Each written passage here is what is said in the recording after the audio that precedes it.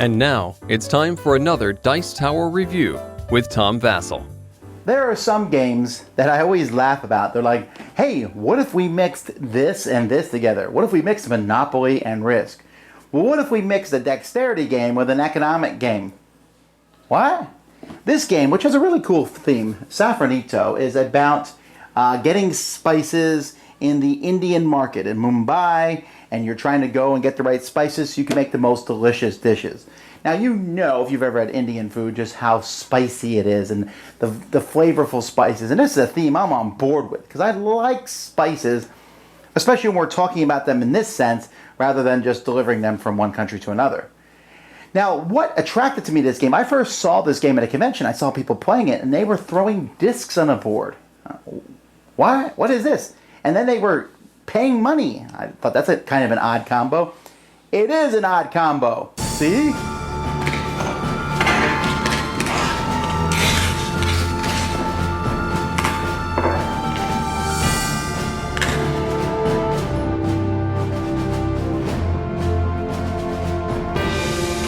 Now this beautiful board of spices here, you actually can't see very well, but there's a lip here. This yellow section, or the wood section, is higher than the rest of it. And that is because players are going to be throwing chips on the board.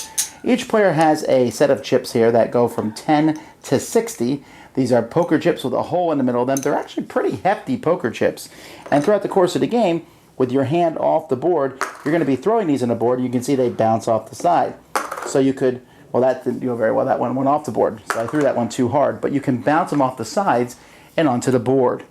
Now, players will be throwing a certain amount of these chips each round. In a 4-player game, 3 chips. Otherwise, you'll be throwing 4 chips. Now, you'll want to be throwing these chips with the values down because you don't want people to know what the chips are. So everyone's going to be throwing them on. Sometimes you will try to hit other people's.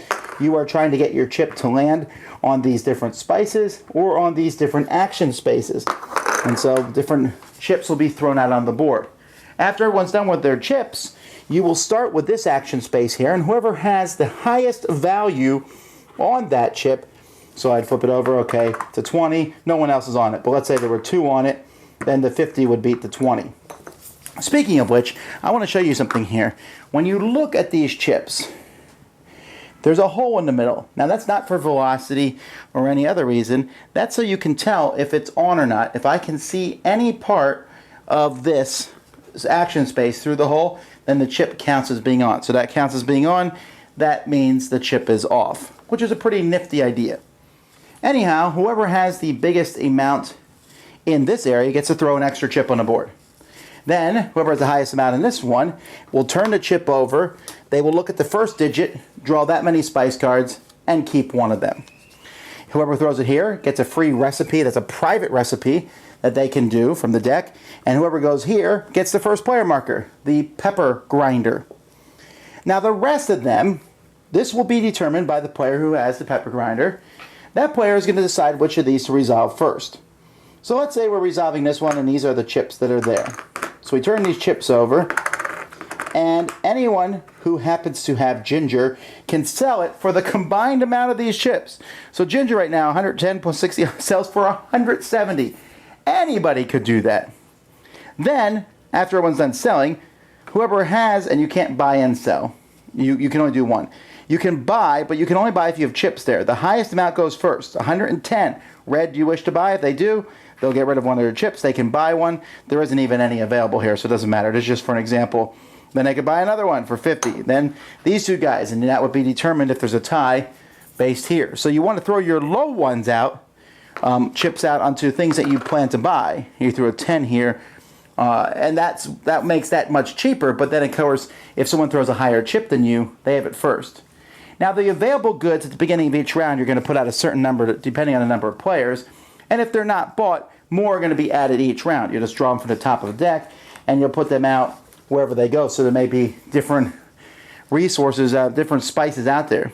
Now, players are going to be doing this because next to the board, there's going to be a certain number of these recipe cards that are face up. And once everyone's done buying and selling spices, if you have these, you can turn those spices in and take one of these cards. Now, you can only do that in turn order, so again, having this can be a big deal. And when one of these is taken, it's not replaced until the beginning of the next round. so you could get messed over. Again, you might have your own personal one that you can do too. And these are important. And the reason why, because 3 of these wins you the game. Yep. There's no reason for money other than to buy and sell spices. Money isn't any worth it than that, and it is paper money here, which is not good. But that's it. You will keep playing until someone gets 3 of these. Once everyone's thrown their chips and done it, the turn order passes, the pepper shaker goes to the next person. You throw more chips out, you keep doing that. And whoever has the most money, whoever finishes 3 of these first is the winner, not the most money. Now, even though this game is an odd combo, it's one that works. Now, there are some negatives, okay? Paper money, bad, especially when you're throwing this much paper money around in the game. The economic system of the game is really cool, but in the end, it's not as focal point to winning the game. The game is won by those cards. You can be like, ooh, I bought low and sold high. Well, that's great. That just means you have a lot of money now. You can outbid everyone else. And the economic system is good. It's just that it's kind of the secondary thing to getting those cards.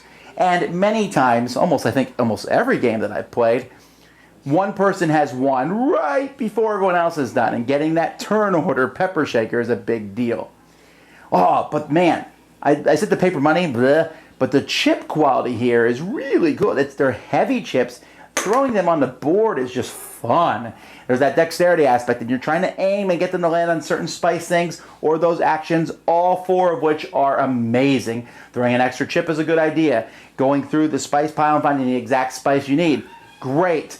Taking that first player marker, you decide which dishes sell in what order, which is a big deal because I'll sell the one where I'm going to sell and make some money, and then we'll do this one where then I can buy having that money left over. And also being able to buy the recipe cards in order is a big deal. Getting your own private recipe, a big deal, because that's one no one else is going for. So those action things are big, but you also need the spices. You never have enough chips. There's certainly a dexterity element you'll throw and it won't go in, but there's a good chunk of the board. I mean, when we look at this board here, or this is half the board, it's connected by these 2 connection pieces. When I look at this board, there's not a whole lot of area where you can mess up in. I mean, really, you'd have to be like in this area to mess up. Most of these spots are good, and yet you'd be surprised how often you miss. Knocking other people out, the game is certainly interactive in that way. Buying and selling resources that other people want. This is an intriguing game that I saw it, and I said it kind of drew me in. And when I played it, I said, wow, I really enjoy this. But, even though I really do like it, and the people I played it with have liked it, this is a game which I think is kind of niche, because not everyone's going to like the combo of dexterity and money, right? That's not going to work for everybody.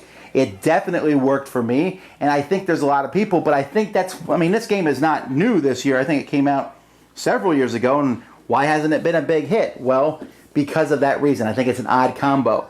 But if, like me, you are intrigued by that combo, intrigued by both the dexterity of the chips and the economic backdrop of buying and selling cumin and ginger and cinnamon and stuff, I mean, the theme, the dexterity, I like economic games. This was kind of a win-win for me, and I think you might like it also, but if you get a chance, this is one you want to try first, but I bet you'll enjoy it.